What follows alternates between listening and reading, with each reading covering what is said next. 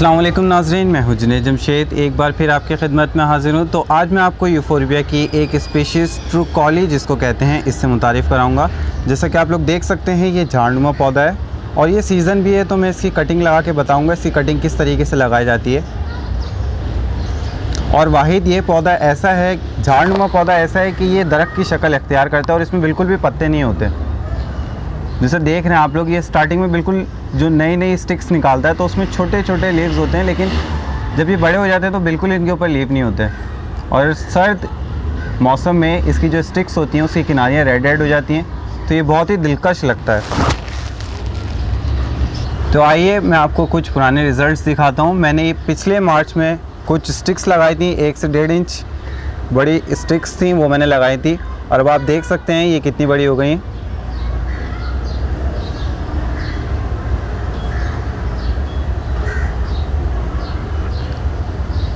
मार्च का season cutting लगाने के लिए बहुत बेहतर है, तो इसलिए हम इसकी कटिंग लगाएंगे और मैं आपको बताऊंगा इसकी कटिंग किस तरीके से लगानी है। तो आइए अब मैं इसकी कटिंग काट लेता हूँ।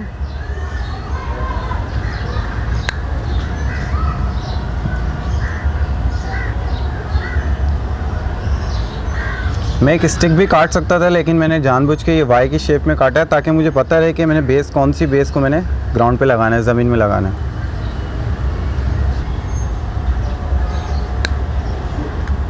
इसी तरीके से मैंने ये भी काट ली, इसको भी हम मिट्टी में लगाएंगे।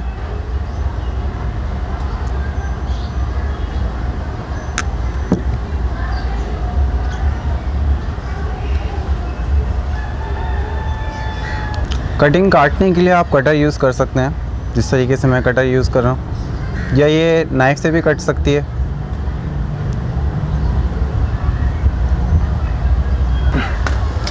तो लगाने के लिए हमारी सॉइल वही, जैसा कि मैंने आपको बताया, 80% बालू मिट्टी यानी कि सॉइल, 20% उसमें काऊ डंक और 1 टीस्पून भुजा हुआ चूना। उसका आप अच्छी तरीके से मिक्सचर बना लीजिए। उसके बाद उसके अंदर ये कटिंग लगाइए।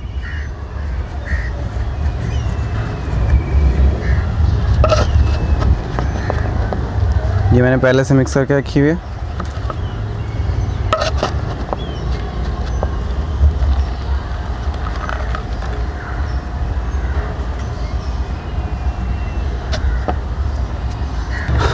तो मैंने ये पॉट के अंदर सॉइल भर ली है। अब मैं इसके अंदर कटिंग लगाऊंगा। कटिंग लगाने के लिए आपने सिर्फ एक होल करना है, इस तरीके से डिग करना है अपनी मिट्टी के अंदर और इसको बिठा देना है। आपने इसको दबाना नहीं है, प्रेस नहीं करना, इससे इसकी बेस ख़राब होगी, ये गल सकता है।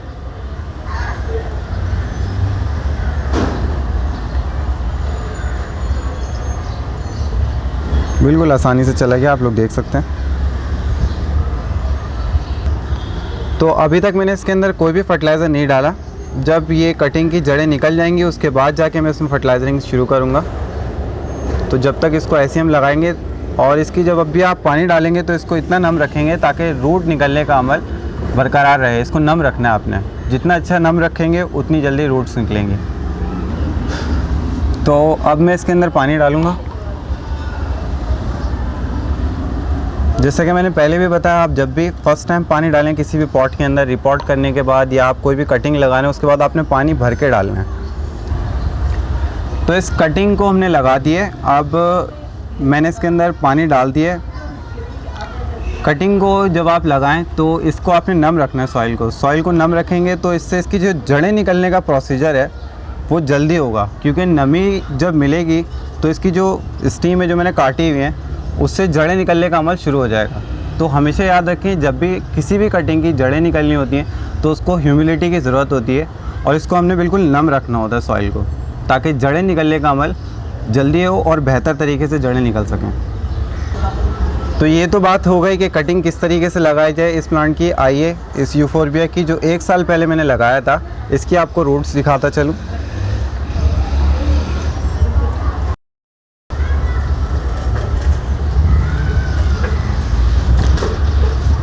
गमला निकालने से ही मुझे अंदाज़ा हो गया, आप इसकी हेयर रूट्स देख सकते हैं।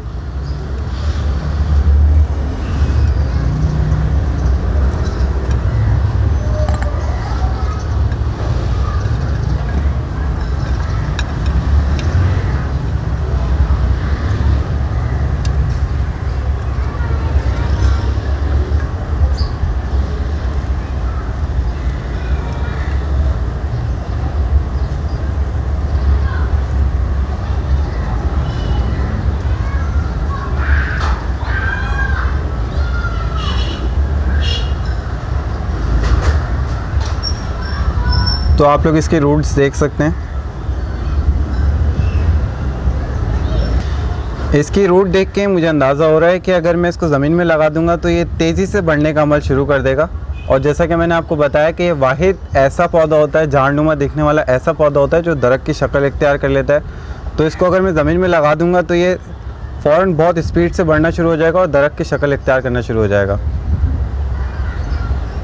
तो मैंने ये प्लांट की सॉइल निकाल ली है। अब इसके अंदर मैं, क्योंकि इसकी जड़ें हैंगी, तो इसके अंदर मैं फर्टिलाइज़र मिला देता हूँ। 6 दाने NPK के। क्योंकि इसका पॉट बहुत छोटा है तो इसलिए मैं इसमें ज़्यादा फर्टिलाइज़र नहीं डालूँगा। और 6 दाने DAP के। और जब मैंने सॉइल मिक्सिंग की थी उस दौरान मैंने चूना मिलाया हुआ था, लेकिन फिर भी मैं थोड़ा सा इसमें चूना मिला रहा हूँ। इसकी वजह से इतनी ज़रूरत नहीं है, लेकिन एहतियात के तौर पे हमने मिलाया। इसको मिक्स कर लेंगे अच्छी तरीके से।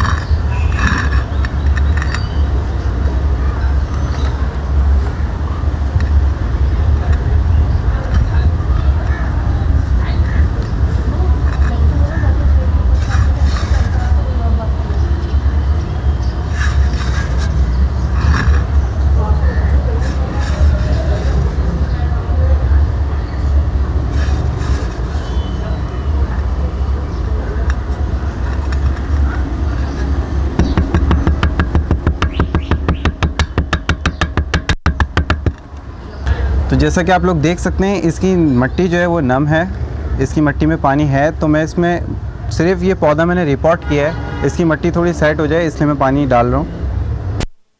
आप इसकी मिट्टी देख सकते हैं ऑलरेडी नम है, लेकिन इसको मैंने रिपोर्ट किया है इसलिए इसके अंदर मैंने पानी डाला है ताकि इसकी जितनी सॉइल है वो एडजस्ट हो जाए रूट के साथ।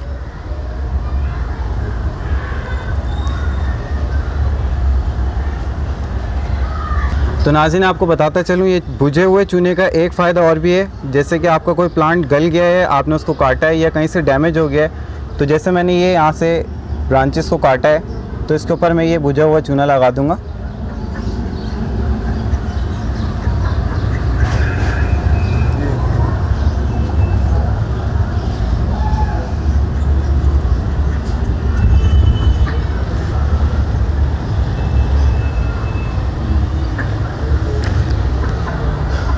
तो भुजा हुआ चूना लगाने से, ये जो मैंने काटा था ये यहाँ से बिल्कुल ताज़ा था, तो भुजा हुआ चूना लगाने से ये होगा कि ये एसिडिटी नहीं होने देगा। एसिडिटी नहीं होगी तो यहाँ से प्लांट गलेगा नहीं। अक्सर ये होता है जब हम स्टिक्स काटते हैं तो काटने के बाद वो गलना शुरू हो जाती है पानी लगने से।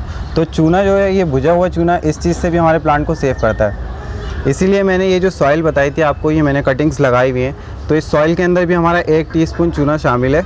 तो जितनी बेसिस कटी हुई थी, गीली थी, तो सॉइल उसके चूने की जो एसिडिटी है वो कंट्रोल रखेगा। इससे ये जो स्टिक्स हैं ये गलेंगी नहीं। इसी तरीके से ये जो छोटे प्लांट्स होते हैं इनको चूने की ज़रूरत कम होती है, तो इसलिए जब मैंने रिपोर्टिंग की थी तो इसके अंदर थोड़ा चूना मिला दिया था। उम्मीद है नाज़रीन, जो मैंने यूफोर्बिया ट्राइकोलिक से मुतालिक आपको इन्फॉर्मेशन दी, इसकी मैंने फर्टिलाइजरिंग के बारे में बताया और आपको इसकी कटिंग लगाना बताई, और मैंने आपको इसकी रिपोर्टिंग भी बताई, इससे आपको मदद मिली होगी। मुझे और मेरी टीम को इजाज़त दीजिए। अगली वीडियो के साथ फिर हाजिर होऊंगा। अल्लाह हाफ़िज़।